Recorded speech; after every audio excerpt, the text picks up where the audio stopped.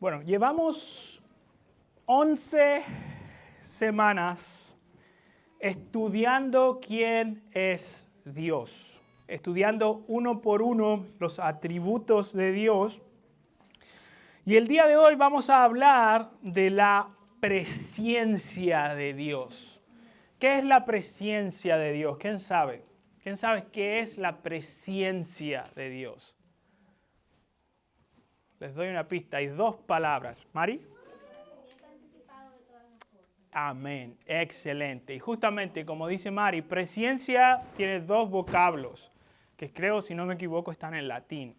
Pre, que es previo, y scientia o ciencia, que es conocimiento.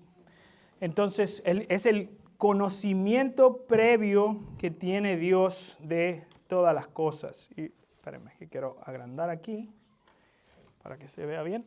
Ahí sí. ¿Se ve bien allá? Siento que se ve un poquito pequeño. Ahí sí, mejor. Ok, y quiero primero que partamos con una pregunta introductoria a esta lección. Y tomen un momento ahí, si alguien necesita lápices tenemos ahí atrás, también puede levantar su mano y nuestro hermano Darián les puede facilitar uno. ¿Por qué crees que es importante conocer que Dios sabe el futuro? ¿Por qué creen que es importante para nosotros tener la certeza de que Dios conoce el futuro? Tomen un momento ahí para pensar y tomen un segundo, escríbanlo en su hoja. ¿Por qué creen que es importante reconocer que Dios sabe el futuro? Escríbanlo, por favor, si pueden, en sus hojas y vamos a revisarlo en un segundo. ¿Por qué es importante recordar que Dios conoce el futuro?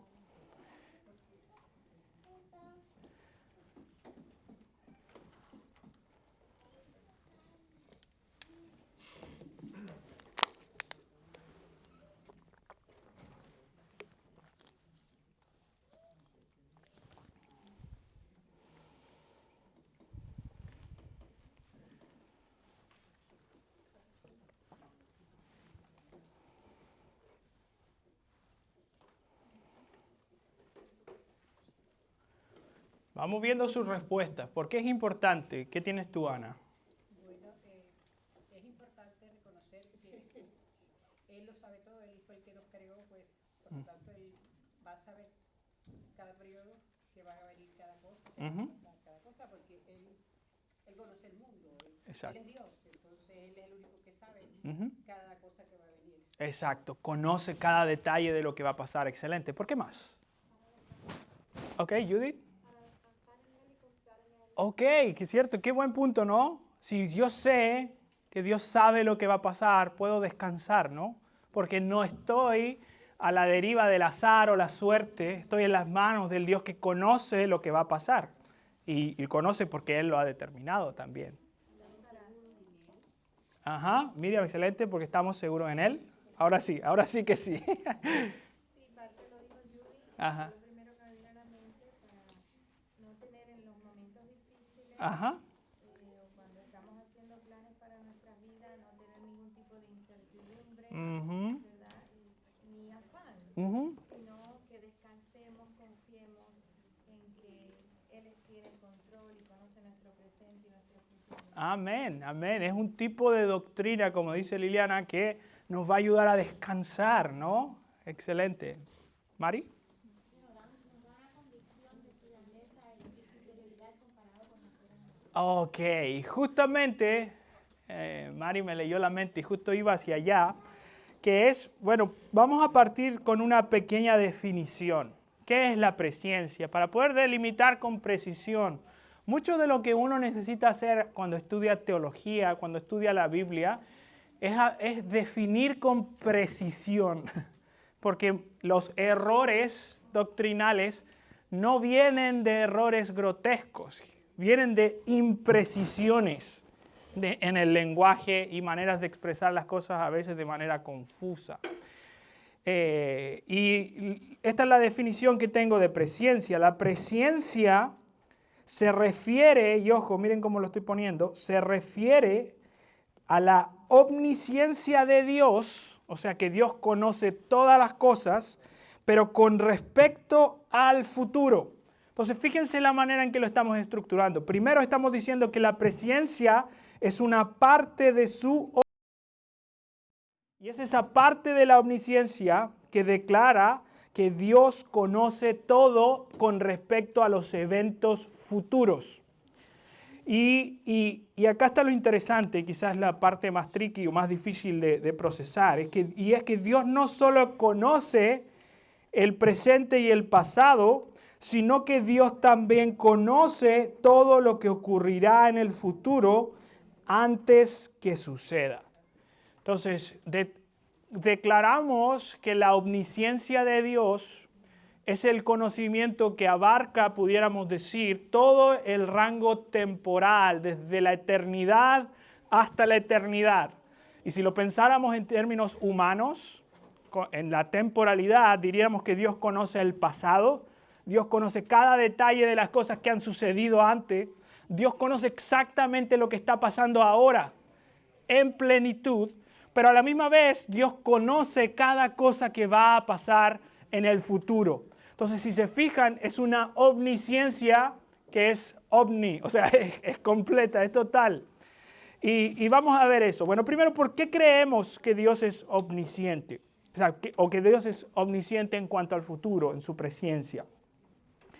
Y lo puse así en sus hojas. Y vamos a pasar rápido por esta parte porque creo que es una parte que creo que todos entendemos y creemos porque está claramente expresada en la Escritura.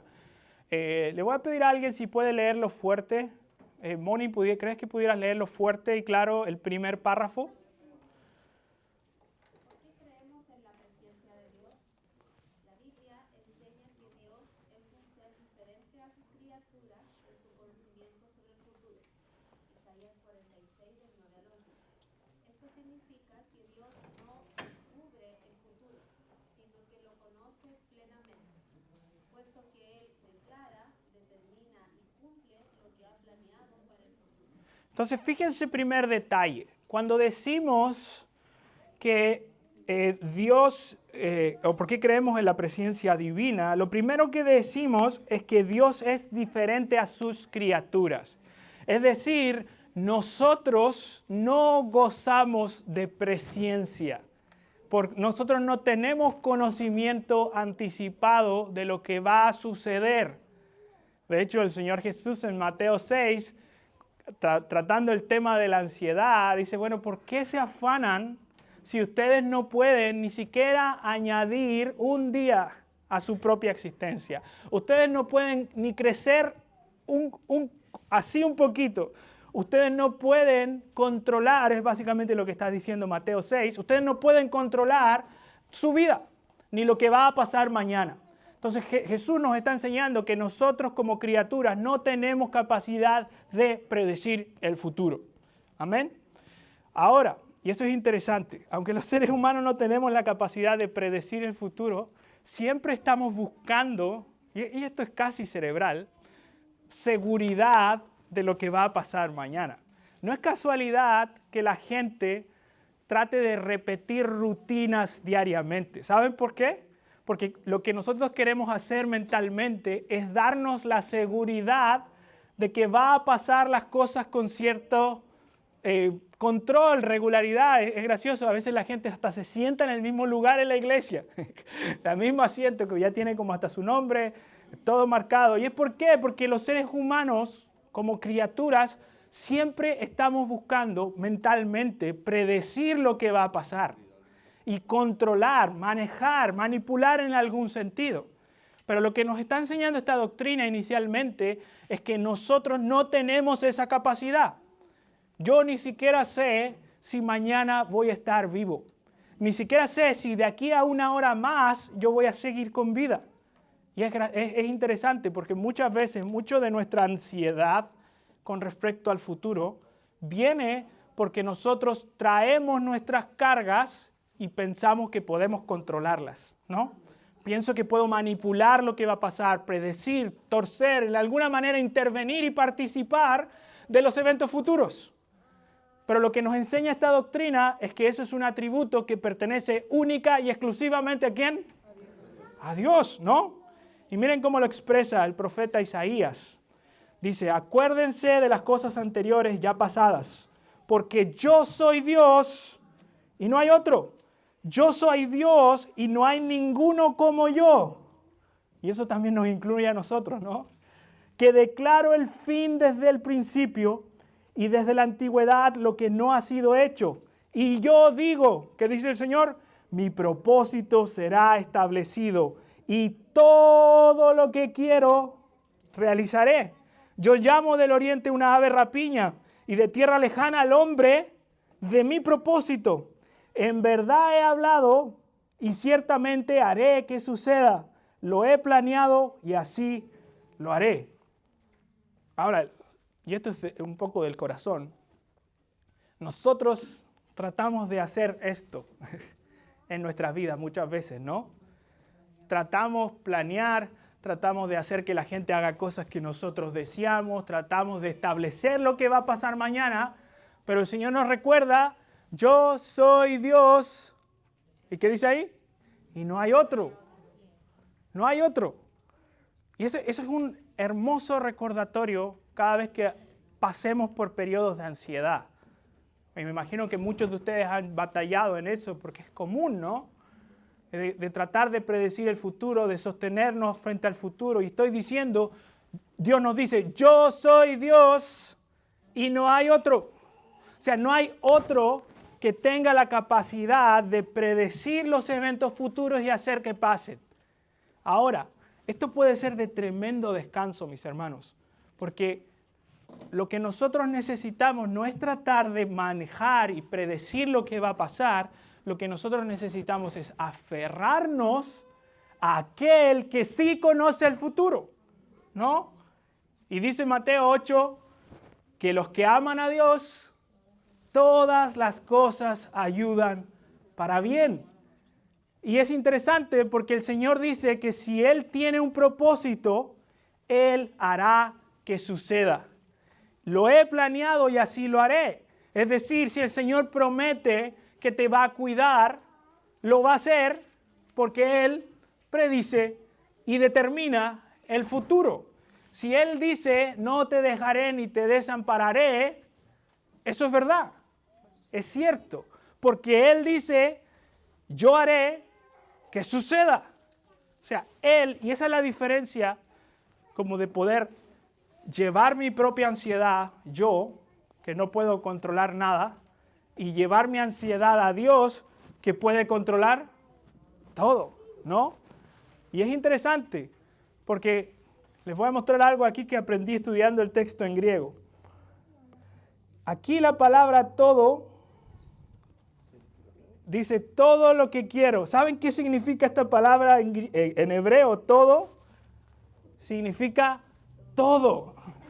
O sea, cada cosa y evento Dios lo va a hacer. Y cuando dice todas las cosas, en griego panta, todas las cosas ayudan para bien, son todas.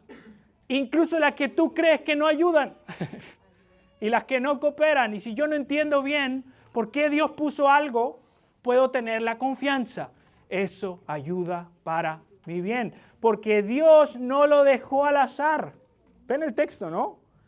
No es que Dios se le haya pasado algún evento de tu vida y no lo haya visto. Es que Dios hizo y puso exactamente lo que Él quería poner en tus circunstancias. No hay ninguna cosa, mis hermanos, que esté en tu vida, ya sea una enfermedad, ya sea un hijo descarriado, ya sea que no tengo trabajo, ya sea que estoy sufriendo por el pecado de otros, que Dios no haya determinado. Ni una sola, ni la más pequeña. Dice el Señor Jesús, ni siquiera un cabello de nuestra cabeza cae sin que Él lo haya determinado. Entonces podemos venir en esa confianza. Y obviamente esto es una doctrina que es teórica, es teológica, pero es de mucho consuelo, ¿no? De mucho ánimo. Recordar que las cosas que están en mi vida han sido puestas por Dios. Y algo importante para entender correctamente esta doctrina es que Dios no solo conoce el futuro porque puede ver todo, sino que dice específicamente este texto que Dios declara, determina y cumple lo que ha planeado. O sea, el conocimiento previo de Dios no viene solo porque Él puede ver el futuro. El conocimiento previo de Dios viene porque Él ha determinado ciertas cosas. Eso es el pasaje que enseña claramente. Él dice, ciertamente haré que suceda, lo que he planeado así lo haré. O sea, la certeza de Dios sobre el futuro viene en algún sentido de su omnipotencia. Entonces, y eso es un puente teológico que les va a ayudar a entender mejor esta doctrina. Porque si Dios es omnipotente, ¿qué significa? Tiene todo el poder. Ahora la pregunta, ¿tiene Dios el poder para hacer lo que quiera en el futuro? Claro, porque es omnipotente, ¿no? Por lo tanto, Él dice, yo soy Dios, no hay otro. Lo que declaro desde el principio y que no ha sido hecho, yo digo, mi propósito será establecido. ¿Por qué? Porque todo lo que quiero realizaré. ¿Por qué Dios sabe el futuro? Porque Dios determina el futuro. ¿Me siguen, no? Esa es la base de la presciencia divina. Y nada puede escapar de Dios. Les pregunto, ¿puede Satanás estorbar los propósitos de Dios? No, claro que no. Es un ser creado. Poderoso, claro, pero es un ser creado. Y es interesante porque cuando uno lee el Antiguo Testamento, uno ve en Génesis 3:15, sé que me estoy saliendo un poquito de las notas, pero en Génesis 3:15, cuando Dios promete que va a venir una simiente de la mujer que va a aplastar la cabeza de Satanás, que después se repite que es Cristo en Romanos 16, Satanás desde el principio empieza una batalla contra la simiente divina. Y Satanás desde Caín, que dicen que era del maligno, está intentando detener o matar a la simiente santa, que era la simiente del Salvador, que le prometió Dios a Adán y Eva. Y Satanás desde el principio está intentando estorbar el plan de Dios. Pero lo interesante es que por medio de su estorbo vino la salvación. Por medio del deseo de Satanás de asesinar y matar a Cristo, vino finalmente la salvación. O sea, Él lo mató pensando que iba a tener la victoria, pero en la muerte de Cristo vino la victoria sobre todos los pecadores. ¿Y eso por qué? Porque nadie puede estorbar los propósitos de Dios. Nadie. Aunque se levantaran todos los seres humanos, todos los ángeles, toda la creación y trataran de estorbar lo que Dios quiere hacer, no va a pasar. Porque Dios determina el futuro. Y vemos múltiples pasajes. Voy a pasar muy rápido por esto. Dice, Dios conoce la desobediencia humana antes que pase. El Señor, porque uno pensaría, bueno, Dios vio que Israel iba a fallar, o Israel, pudiéramos decir, oh no, le falló a Dios y Dios no sabía. ¿Y qué dice Deuteronomio? El Señor dijo a Moisés, mira, tú vas a dormir con tus padres y este pueblo se levantará y fornicará tras dioses extranjeros de la tierra, en la cual va a entrar y dejará y quebrantará mi pacto que hice con él. Antes de que desobedezcan, Dios ya sabía que iban a desobedecer. Dios sabía los eventos futuros. Ten por cierto que tu descendencia será extranjera en una tierra que no es suya, donde serán esclavizados y oprimidos durante 400 años. ¿Sabía Dios que su pueblo iba a sufrir? Por supuesto que sí, lo dijo antes de que sucediera. En Éxodo, fíjense, cuando Dios le dice a Moisés, dice, es una sorpresa que Faraón no lo dejara ir. Dice, pero yo sé que el rey de Egipto no los dejará ir si no es por la fuerza, pero yo extenderé mi mano, heriré a Egipto con todos los prodigios que haré en medio de él, y después de esto los dejará ir. Daniel dice, pero no hay un Dios en el cielo que revela los misterios, y él ha dado a conocer al rey Nabucodonosor lo que sucederá al fin de los días. Su sueño y las visiones que usted ha tenido en su cama eran estos, dice Daniel. Y hay más, déjeme darle en Jeremías, antes de que yo te formara en el seno de mi madre te conocí, antes de que nacieras te consagré y te puse por profeta a las naciones. Y hay muchos más, mis hermanos, agarré como 5 textos, pero ahí está lleno. Si usted pasa por su Biblia, va a encontrar múltiples textos donde Dios anuncia desde el principio lo que va a suceder. Y eso incluye cada evento. Ahora, pueden pasar a su hoja siguiente. Ahora, el evento más grande que Dios ha anunciado en la Escritura al nivel de profecía sobre el futuro es la obra y la persona de Cristo. Y es increíble cómo tantas cosas anunciadas en la Escritura se cumplen en la persona de Cristo. Y eso es obvio porque dice el Señor Jesús en Lucas 24, 44 al 48, dice, después Jesús les dijo, esto es lo que yo les decía cuando todavía estaba con ustedes, que era necesario que se cumpliera todo lo que sobre mí está escrito en la ley de Moisés, en los profetas y en los salmos.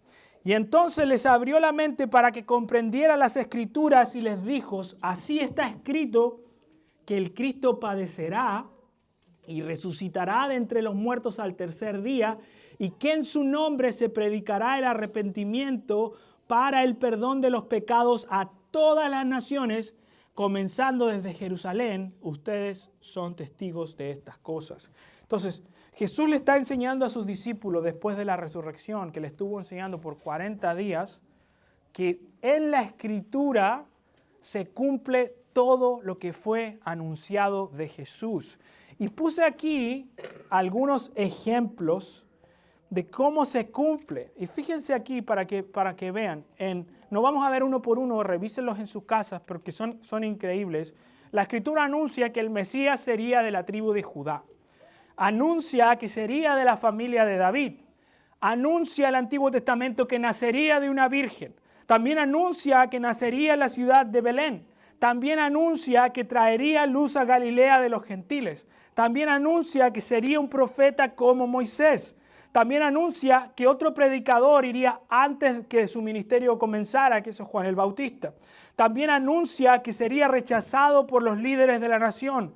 También anuncia que cabalgaría como un rey en un asno, que sería golpeado, humillado y que Dios lo abandonaría en su muerte. Anuncia que él llevaría el pecado del pueblo, que él sería sepultado con los ricos y que Dios lo resucitaría de los muertos y que lo exaltaría a su diestra y que luego él llamaría a las personas de todas las naciones. Y todo eso, mis hermanos, y hay más, este es un resumen, son cosas que se anuncian en el Antiguo Testamento del Mesías y que se cumplen al pie de la letra en la persona de Cristo. Y quizás algún escéptico diría, bueno, quizás él manipuló las circunstancias. Y uno diría, bueno, ¿cómo manipulas tu linaje? ¿Cómo manipulas quién va a ser tu papá y tu mamá? ¿Cómo manipulas cuál es la ciudad donde vas a nacer? ¿Cómo manipulas que vas a ser crucificado? O sea, no se puede. Y la única explicación razonable de esto es que Dios estaba obrando en ese lugar para que las promesas de su Mesías, que es Dios hecho hombre, se cumplieran en él. Ahora, algunas reflexiones teológicas importantes con respecto a la presencia divina. Primero, tenemos que recordar, y puse aquí en sus hojas, que todas las personas de la Trinidad comparten este atributo. Entonces, encontramos en la Escritura que el Hijo, en su divinidad, también conoce el futuro. Él conocía su muerte, conocía quién lo traicionaría, conocía cómo iba a morir Pedro, conocía que Jerusalén iba a ser destruido. Y fíjense, por favor, dice en Lucas 9:22, el Hijo del Hombre debe padecer mucho y ser rechazado por los ancianos, los principales sacerdotes, los escribas y ser muertos y resucitar al tercer día. En Juan 13:18 al 19 dice, no hablo de todos ustedes porque yo conozco a los que he escogido, pero es para que se cumpla la Escritura, el que come mi pan ha levantado contra mí su talón. Se lo digo desde ahora, antes de que pase, para que cuando suceda ustedes crean que yo soy. Y eso es genial lo que está haciendo, porque fíjense la manera cuando uno contrasta uno con el otro. Dice en Juan 13:19, se los digo antes, desde ahora, antes de que pase, para que cuando suceda crean que yo soy. Y yo soy es el nombre que Dios revela en el Antiguo Testamento, donde Dios le dice a Moisés, yo soy el que soy. Y fíjense cómo lo expresa, y miren el paralelo en el Salmo 102:27. ¿Quién lo ha hecho y ha realizado, llamando a las generaciones desde el principio? Yo, el Señor, soy el primero, y con los postreros soy. Yo soy, y ahí está el paralelo entre los dos. Yo soy y yo soy. Jesús está diciendo, yo conozco el futuro porque yo soy. O sea, yo soy Jehová. Eso es lo que Jesús está diciendo básicamente. Y cuando uno lo mira, y es interesante lo que puse ahí, también la destrucción de Jerusalén, no lo puse aquí, que está en Lucas, Jesús anuncia. Jesús vivió entre el año, bueno, se empieza a contar después así, pero podríamos decir desde el año 0 hasta el año 33 después de Cristo. ¿Ok? Y Jesús anuncia hacia el final de su ministerio que Jerusalén iba a ser destruida. Eso sucede casi 40 años después de ese evento. En el año 70 después de Cristo, el emperador Tito Romano entró a arrasar Jerusalén y la destruyó por completo. Y esa es una profecía que Jesús da porque Él goza de exactamente el mismo atributo de la omnisciencia cuanto al futuro. Y pudiéramos decir exactamente lo mismo del Espíritu, que revela los eventos futuros. Hermanos, tenía que cumplirse la Escritura por boca de David. El Espíritu Santo predijo. También el Espíritu Santo. ¿Por qué puede predecir eventos el Espíritu? Porque el Espíritu comparte el mismo atributo de divinidad que el Padre y el Hijo. Hechos 1:16 es el mismo. Tenía el otro de Hechos 28:25, pero va hacia lo mismo. Pero en el fondo confesamos que todas las personas de la Trinidad comparten ese atributo. Ahora, ¿qué pasa con los pasajes donde Jesús dice, ni aun yo conozco el día como del regreso, de la venida, de la parusía, cuando Él iba a venir de nuevo, y solo el Padre? Bueno, nosotros le explicábamos hace algunas semanas que Jesús tiene dos naturalezas, ¿no? Una naturaleza humana y una naturaleza divina. Hay veces en la Escritura donde Jesús está hablando en cuanto a su naturaleza humana. Cuando dice Jesús lloró o Jesús tuvo hambre, Jesús durmió, estamos diciendo que la naturaleza humana de Cristo, que está unida hipostáticamente en una sola persona, hizo algo, ¿ok? Tampoco, no quiero que separen las naturalezas porque no se pueden dividir.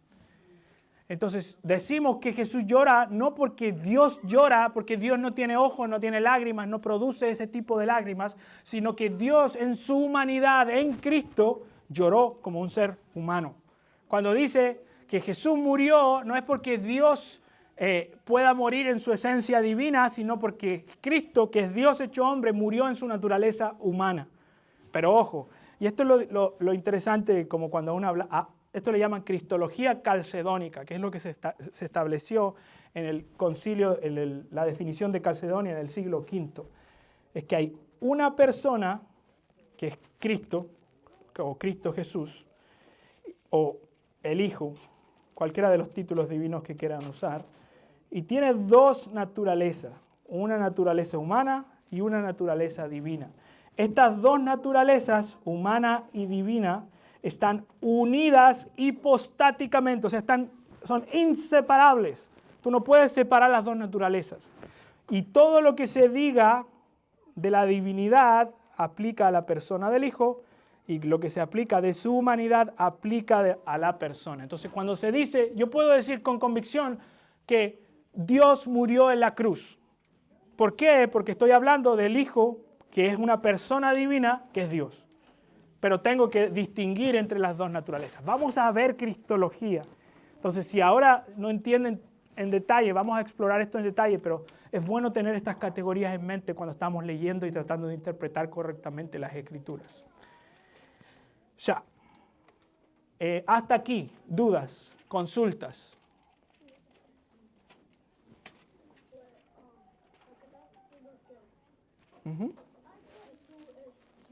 Ujú.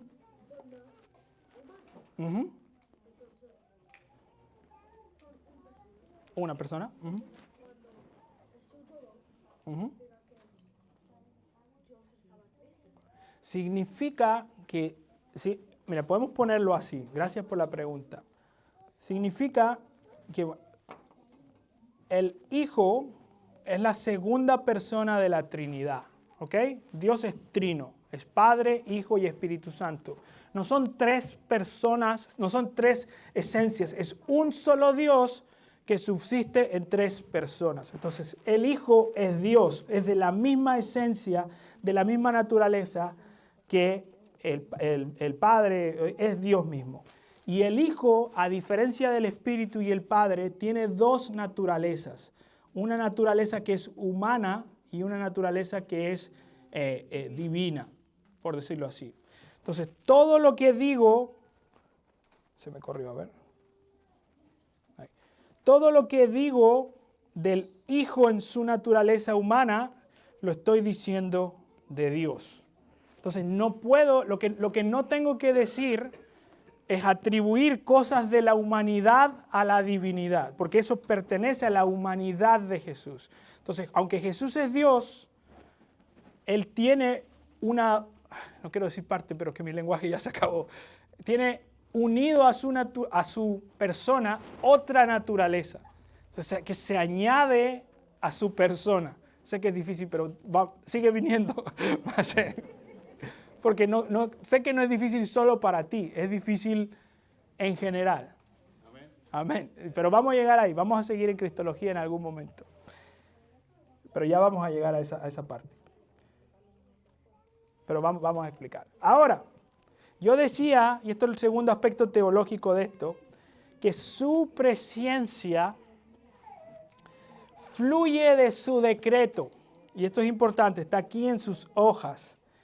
Y yo les decía adelante, como para aclarar esto, es que hay una conexión entre lo que Él conoce y lo que Él decide, ¿no? O sea, si sucede es porque Él lo decide, si lo conoce es porque Él lo ha determinado. Y eso significa, en otras palabras, que Dios ha decretado lo que pasará en el futuro. Ahora, acá hay una pregunta bien importante, que es que significa, si Dios determina todo lo que va a pasar, significa que los seres humanos son títeres y que todo lo que va a suceder, los seres humanos no son responsables porque Dios lo ha determinado, que es una pregunta difícil, ¿no? Si Dios conoce todo y decreta todo, bueno, ¿cuál es el espacio para la libertad humana? Y obviamente es un misterio, pero es un misterio que tiene un grado, pudiéramos decir, de revelación en la Escritura. Y miren en sus hojas, por favor, ¿quién puede leer Lucas 22, 22, que está ahí en sus hojas, fuerte y claro? Y ustedes ya conocen el secreto, cuando el predicador pide que alguien lea es porque necesita tomar agua. Entonces, fuerte y claro, ¿quién puede leer Lucas que está ahí? Porque en verdad el Hijo del Hombre va según se ha determinado, pero hay de aquel hombre por quien él es entregado. ¿Y puedes leer el otro también? Este fue entregado por el plan predeterminado y el previo conocimiento de Dios, y ustedes lo clavaron en una cruz por manos de impíos y lo mataron. Perfecto. Fíjense estos dos pasajes. Para mí son los ejemplos más claros que hay en la Escritura, de que aunque Dios determine todo, el ser humano sigue siendo responsable por sus elecciones. Porque dice que el Hijo del Hombre va según ha determinado. ¿Quién determinó que el Hijo del Hombre iba a ser traicionado? ¿Quién? Dios, ¿no? Se ha determinado. ¿Se le escapó a Dios que Judas lo iba a traicionar? Por supuesto que no. Vemos en el primer capítulo de los Hechos que estaba predicho en la Escritura que él sería traicionado por uno de sus cercanos. Ya vamos a estar predicando eso en Hechos, que vamos a empezar en un par de semanas. Pero dice, en verdad les digo, el Hijo del Hombre va según se ha determinado, pero ay de aquel de quien él es entregado. O sea, Judas, aunque Dios había determinado que iba a ser un instrumento de injusticia, entregó a Dios por su propio deseo y finalmente su propio pecado lo terminó condenando. pero eso no significa que Dios se le haya escapado, ni que Dios haya forzado o obligado a Judas a hacer lo que iba a hacer. La Escritura es clara que Judas era un hombre codicioso, que amaba el dinero, robaba, de hecho, dicen, de la bolsa de los discípulos. Y él terminó vendiendo a su maestro por 30 piezas de plata. ¿De dónde venía ese deseo de vender a su maestro? De su propio corazón, ¿no? Ahora pregunta, ¿lo que estaba en su corazón fue una sorpresa para Dios? Claro que no, ¿cierto? Dios ya había determinado qué iba a pasar, pero Dios a veces opera por causas secundarias. Y eso es lo que Agustín de Hipona creo que es el que más claro lo ha explicado en el siglo III o IV. Que es que hay cosas que pasan por causa primaria, que pertenecen solo a Dios, pero Dios a veces opera por causas secundarias. Lo que movió a Judas a entregar a Jesús fue su pecado, esa es la causa secundaria, pero la causa primaria de por qué pasó es porque Dios así lo quiso. Y Dios no es responsable de la decisión de Judas, pero trabaja de una manera misteriosa con las decisiones libres de sus criaturas. Ahora, me preguntan si lo entiendo. No necesariamente. Lo creo porque está en la palabra. No entiendo por completo cómo un Dios, infinito puede trabajar en tal manera en que nos da un espacio de libertad, no absoluta, una libertad limitada, pero que no escapa de su libertad. Que Dios es el ser más libre en última instancia. ¿Quién tenía una pregunta? ¿No? ¿Libardo? La decisión que tomó Jonás de querer escapar del Señor. ¿Cuál es la pregunta? La pregunta es esta. Esa decisión de su corazón de no hacer lo que el Señor le había dicho que hiciera, ¿a qué se debe que él cogió y se fue como quisiera huir del Señor? Y aprendemos aprendemos de Jonás que nunca se puede huir del Señor. 2, que nuestros deseos incluso nos pueden llevar a querer oponernos a Dios. Y eso venía del corazón de Jonás, pero no se le escapó a Dios. Dios sabía que Jonás se iba a ir, porque él mismo lo había determinado, pero iba a venir del propio corazón de Jonás. Y ese es el misterio, que las cosas pasan por nuestra propia libertad y voluntad, pero no escapan del control soberano de Dios. ¿Mari?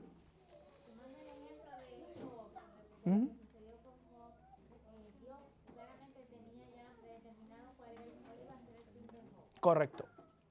Pero lo que pasó en el intermedio, la enfermedad, porque Satanás se presenta delante de él y a pedirle que tocara, Dios le puso limitaciones hasta dónde, pero el hecho de que entrara la enfermedad a su cuerpo, ¿Dios lo planificó o Dios lo permitió? Es interesante el lenguaje permitir. No hay ni una sola vez en la Escritura no hay ni un solo pasaje que diga que Dios permitió algo. O sea, si uno busca en su Biblia y agarra un interlineal y busca palabras, Dios permitió. Generalmente la Biblia ocupa el lenguaje de Dios decretó, o Dios sabía, o Dios determinó. No está la palabra permitir. Ahora, ¿es un lenguaje legítimo? Creo que sí, quizás para distinguir, y vamos a entrar en esto, pero la voluntad de Dios es compleja.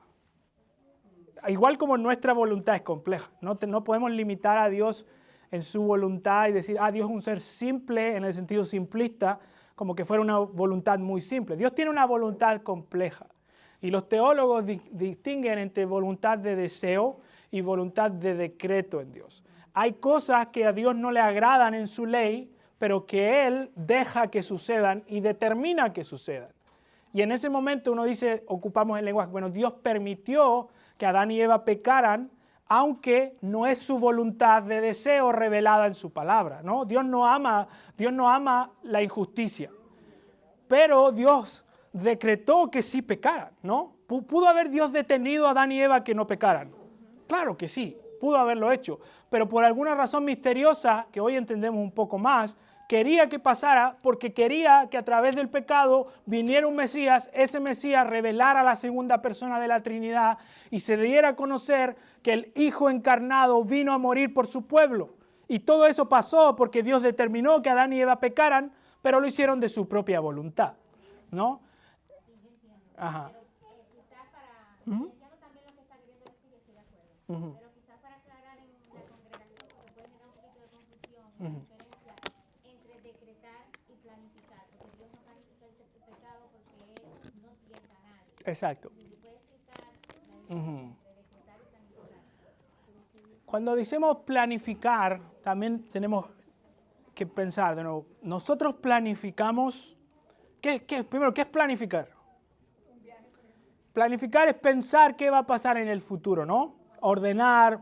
Bueno, Dios no planifica así, porque el conocimiento de Dios es simple. O sea, Él conoce, decíamos en la clase de omnisciencia, todas las cosas desde el principio, en un instante eterno, antes de que existieran. O sea, Dios no está evolucionando en su conocimiento. Por lo tanto, en un sentido práctico, Dios no planifica, porque Dios sabe todas las cosas desde la eternidad antes que sucedan, porque lo ha determinado así. Entonces, Él no está evolucionando en su planificación. Ahora, Dios sí dejó en su decreto que las criaturas pecaran, e incluso que fueran tentadas por su pecado, por Satanás, y Dios decidió que fuera así. Él no tienta a nadie, o sea, el pecado no viene de parte de Él, pero Él en su mundo sí dejó que el pecado entrara. Él no es el responsable del pecado, pero Él permitió que existiera porque en última instancia que exista el mal y que exista pecado glorifica al Dios de la misericordia. Entonces, este es quizá el misterio más difícil de comprender en el cristianismo. ¿Por qué Dios permite que haya sufrimiento, mal, dolor? Y bueno, en alguna manera misteriosa que no entendemos por completo, Dios creyó desde la eternidad que el pecado iba a servir para traer gloria a su nombre. Y a través del pecado conocemos la gracia de Dios, la misericordia, conocemos la encarnación del Hijo de Dios que vino a salvarnos por nuestros pecados. Si no hubiera pecado, no pudiéramos conocer todas esas cosas. No podíamos experimentar al Dios de la gracia, al Dios de la misericordia, si no existiera el pecado. Y todo eso se experimenta a través de que Dios haya decretado que existiera pecado en su mundo sin ser Él el responsable. Entonces, ese es un misterio, hermano, que es difícil de entender, pero en alguna manera misteriosa. Todo el dolor del mundo y el sufrimiento del mundo apunta hacia una restauración futura más gloriosa. Tenemos que creer y confiar que el cielo va a ser más dulce luego de haber vivido en un mundo caído. Y esa es la esperanza, finalmente. ¿Lo entendemos por completo? No, pero es misterioso, ¿no? Como es misterioso, pero confiamos que Dios es bueno al ponerlo ahí. ¿Entendemos todo eso? Claro que no. Por supuesto que no. Ahora sí, Kelvin. No, yo iba a comentar, pastor. Planificar es una acción humana, decreto es una acción divina. Exacto. Porque cuando se hace un decreto tiene que pasar. Y Dios, como ya lo conoce todo, no es como que Él agarró su planificadora y dijo, ok, voy a comenzar a alinear, aquí cometí un error, comenzamos. Exacto. Ya lo sabe todo y lo decreta. Desde el principio. Exacto. Y con respecto al dolor y el sufrimiento, es un misterio, pero no es tan misterioso al final. Porque como creyentes el Señor nos ayuda por medio de su palabra a entender que el sufrimiento no es en vano. Es todo lo que vemos en la carta de Pedro, la primera carta de Pedro, que como cristianos, por llevar el nombre de Cristo y ser imagen de Cristo y estar en Cristo, vamos a sufrir. Amén. No dice qué tipo de sufrimiento, dice que vamos a tener sufrimientos de varias formas. Pero el sufrimiento no es, como usted dijo, en vano. Exacto. Porque el sufrimiento lo que hace que nuestro Redentor fue llamado varón de dolor. Ajá. Amén. Y por medio de nuestro sufrimiento nosotros estamos reflejando el mismo sufrimiento de Cristo que sabemos que un día va a llevar a esa glorificación. Amén. Amén. Gracias por compartir eso. Lo que dice Kelvin es súper importante. Porque cuando pensamos en el dolor al nivel más personal, creo que hay pocas cosas en nuestra vida como el sufrimiento para llevarnos a Dios, ¿no? O sea, cuando sufrimos, vamos más constantemente a Dios. Cuando tenemos dolores, cuando hay familiares que nos pesan, nos acerca a Dios. Entonces, de una manera, decir, bueno, Dios decreta que exista eso en nuestra vida para acercarnos y conocerle de una manera más profunda, en ese sentido. Déjenme avanzar, que queremos terminar a tiempo para alcanzar a terminar la clase del día de hoy. Y quiero cerrar con esto, que al conocer, bueno, que nuestra voluntad está subordinada a la voluntad de Dios, podemos recordar que todo lo que existe, todos los aspectos de nuestra vida están bajo su cuidado. Dice, este es el plan que ha acordado contra toda la tierra, y esta es la mano que está extendida contra todas las naciones. Si el Señor de los ejércitos lo ha determinado, ¿quién puede frustrarlo? Ahora le pregunto, ¿puede algún ser humano frustrar alguno de los propósitos de Dios? ¿Puede Satanás retener al pecador cuando Dios quiere librarlo?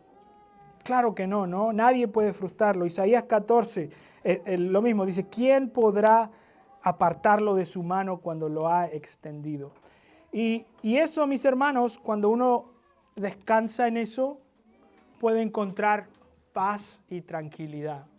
Santiago, me encanta como lo expresa en Santiago 4, él dice explícitamente, bueno, la gente a veces planifica, dice, vamos a ir a tal ciudad, vamos a vender, vamos a ganar, vamos a hacer dinero, vamos a mercadear, lo que sea.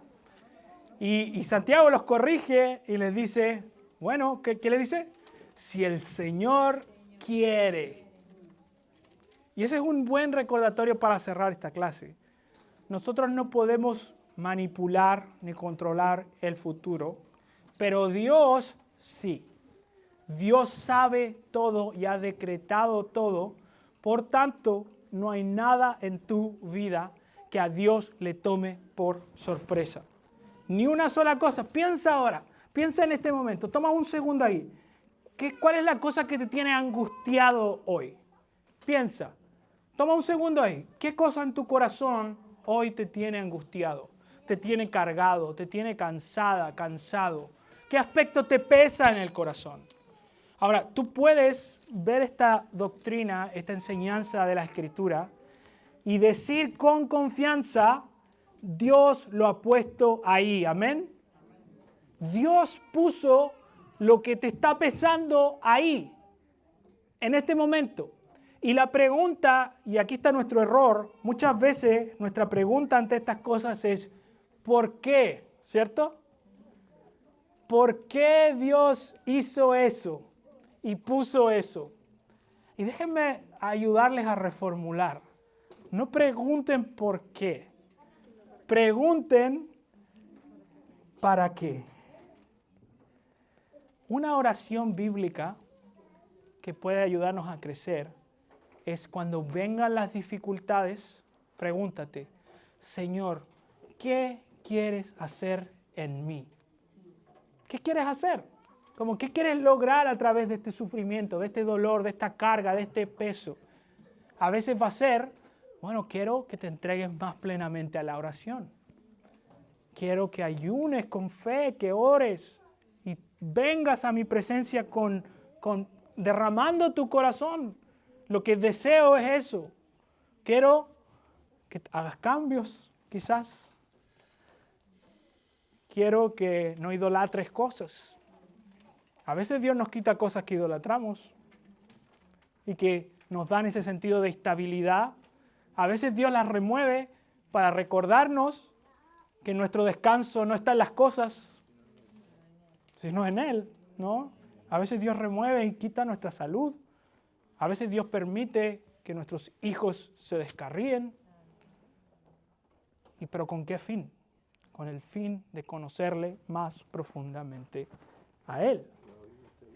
Experimentarlo de una manera más profunda. Todo en nuestra vida, todo apunta para bien. ¿Y cuál es el bien más grande que un ser humano puede experimentar? Si todas las cosas ayudan para bien, ¿Cuál es el bien más grande que un ser humano puede experimentar? Dios. Conocer a Dios. Así dice la Confesión de Fe de Westminster. ¿Cuál es el fin del hombre? El propósito por el cual fue creado. Conocer a Dios y gozar de Él para siempre. Ese es el fin. Para eso Dios te creó. Para conocerle y gozar de Él para siempre. No mires tu sufrimiento como un estorbo. Míralo como un medio para ir a Dios. Vamos a orar. Señor, te damos gracias porque tenemos la confianza en quién hemos creído, Señor. Yo sé, Señor, a quién he creído. Sé en quién está mi vida depositada y sé que tú no haces nada improvisado, Señor. Tú has puesto cada detalle del universo, Señor, de nuestras vidas, de nuestras familias, Señor, de nuestra iglesia, en tus manos. Y confiamos que tus propósitos son buenos, que tus propósitos son santos, que tus propósitos son justos, que tus propósitos apuntan a la gloria de tu nombre, que es lo más alto, Señor. Ayúdanos a rendirnos a tu voluntad, Señor. Perdónanos porque somos necios, somos tercos, queremos hacer nuestra voluntad y no la tuya. Creemos que nuestros planes son mejores que los tuyos, Señor. Pero ayúdanos a confiar que tú eres más sabio que nosotros y a descansar, Señor, en tu cuidado. Y Padre, oramos una vez más, salva a aquellas personas que has escogido el día de hoy, Señor. Trae salvación, Señor. Obra a través de tu palabra como lo has prometido, Señor. Queremos y anhelamos ver salvación, bautismo, Señor, en este día. Clamamos, Señor, por tu poder y tu gracia en el nombre de Jesús. Amén.